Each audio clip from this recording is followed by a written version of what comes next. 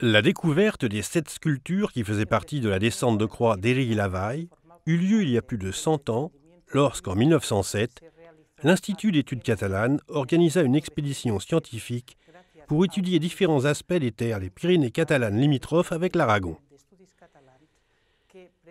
De prestigieuses personnalités y participèrent, et parmi elles, le conservateur du musée épiscopal de Vic, Josep Gudiol, ainsi que l'architecte Josep Puig i Cadafalch.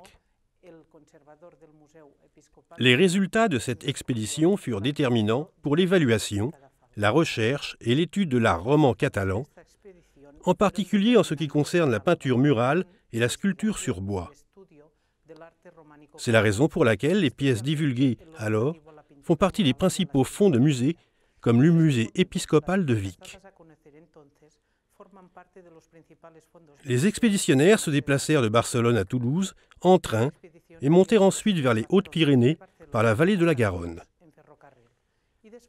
Ils visitèrent le Val d'Aran avant de passer ensuite à la vallée des Boí et à la Ribagorça.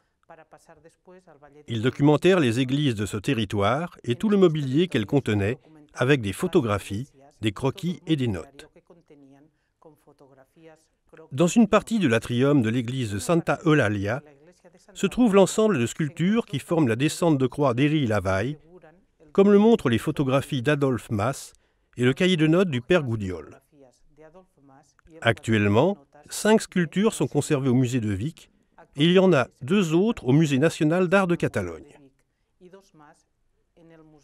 Nous nous trouvons devant un des ensembles les plus importants de la sculpture romane du XIIe siècle, d'une part pour son exceptionnelle qualité artistique, et d'autre part en raison du fait que peu de sculptures monumentales en bois de ces dimensions ont été conservées.